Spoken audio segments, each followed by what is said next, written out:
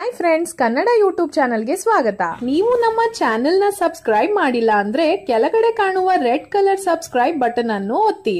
ಹಾಗೂ ನಾವು ಮಾಡುವ ಎಲ್ಲಾ ವಿಡಿಯೋಸ್ ನ ನೋಡ್ಬೇಕಂದ್ರೆ ಪಕ್ಕದಲ್ಲಿರುವ ಬೆಲ್ ಬಟನ್ ಅನ್ನು ಕ್ಲಿಕ್ ಮಾಡಿ.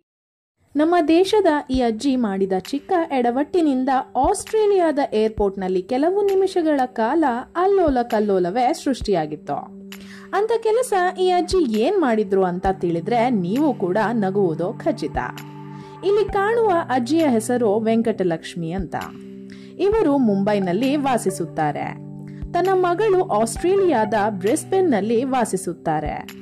ತನ್ನ ಮಗಳ ಹುಟ್ಟುಹಬ್ಬಕ್ಕೆಂದು ಈ ಅಜ್ಜಿಯು ಮುಂಬೈನಿಂದ ಆಸ್ಟ್ರೇಲಿಯಾದ ಬ್ರಿಸ್ಬೇನ್ಗೆ ಹೋಗುತ್ತಾರೆ. ಅಲ್ಲಿನ ಏರ್ಪೋರ್ಟ್ ನಲ್ಲಿ ಇಳಿದ ನಂತರ ತಮ್ಮ ಬ್ಯಾಗ್ ಗಾಗಿ ಹುಡುಕಲು ಹೋಗುತ್ತಾರೆ. ಆಗ ಅಲ್ಲಿ 10 ಪೊಲೀಸರು ಈ ಬ್ಯಾಗ್ ಯಾರದೆಂದು ಕೇಳುತ್ತಾರೆ.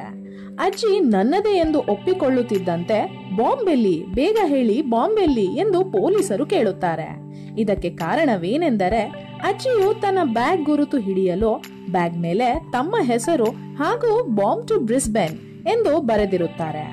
ಪೊಲೀಸರು ವೇರ್ ಇಸ್ ದ ಬಾಂಬ್ ಎಂದು ಬ್ಯಾಗ್ ತೋರಿಸಿ ಕೇಳಿದಾಗ ಅಜ್ಜಿ ಐ ಆಮ್ ಫ್ರಮ್ ಬಾಂಬ್ ಎಂದು ಅಂದಾಗ ಅಲ್ಲಿಯ ಪೊಲೀಸರು ಬೆಚ್ಚಿ ಬೀಳುತ್ತಾರೆ. ಆದರೆ ಅದೇ ಸಮಯಕ್ಕೆ ಅಜ್ಜಿಯ ಮಗಳು ಅಲ್ಲಿಗೆ ಬಂದು ಅವರಿಗೆ ಇಂಗ್ಲಿಷ್ ಅಷ್ಟು ಗೊತ್ತಿಲ್ಲ. ಅವರು ಹೇಳ್ತಿರೋದು ಅವರು ಬಾಂಬೆಯಿಂದ ಬಂದಿದ್ದಾರೆ ಎಂದು. ಜಾಗ ಇರದ ಕಾರಣ ಬಾಂಬೆಯನ್ನು ಬಾಂಬ್ ಅಂತ ಬರೆದಿದ್ದಾರೆ ಅಷ್ಟೇ. ಈಗಿನ ಮುಂಬೈಯನ್ನು ಆ ಕಾಲದಲ್ಲಿ ಬಾಂಬೆ ಎಂದು ಕರೆಯುತ್ತಿದ್ದರು ಎಂದು ಅವರ ಮಗಳು ವಿವರಿಸುತ್ತಾರೆ. ನಂತರ ಪೊಲೀಸರು ಕೂಡ ನಗುತ್ತಾ ಅಜ್ಜಿಯನ್ನು ಕಳುಹಿಸಿ ಕೊಡ್ತಾರೆ. ಈ ವಿಷಯ ಈಗ ಎಲ್ಲ ಫೇಸ್ಬುಕ್, ಟ್ವಿಟರ್ಗಳಲ್ಲಿ ಹಾಗೂ ಸೋಷಿಯಲ್ ಮೀಡಿಯಾಗಳಲ್ಲಿ ಹರಿದಾಡ್ತಾ ಇದೆ.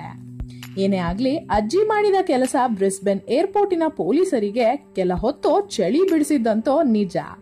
ಈ ವಿಷಯ ಕೇಳಿ ನಿಮ್ಮ ಮನೆಯಲ್ಲೂ ಕೂಡ ಅಥವಾ ನಿಮ್ಮ ಸುತ್ತಮುತ್ತಲಲ್ಲಿ ಇಂಥ ಅಜ್ಜಿಯಂದಿರೋ ಇದಾರಾ ಅಂತ ನಮ್ಗೆ ಕಮೆಂಟ್ ಮಾಡಿ. ಹಾಗೆ ಇಂಥ ಸಂಗತಿಗಳನ್ನು ಹಂಚಿಕೊಳ್ಳಿ. ತಪ್ಪದೇ ಈ ವಿಡಿಯೋನ ಲೈಕ್ ಮಾಡಿ ಮತ್ತು ಶೇರ್ ಮಾಡಿ. ಧನ್ಯವಾದಗಳು.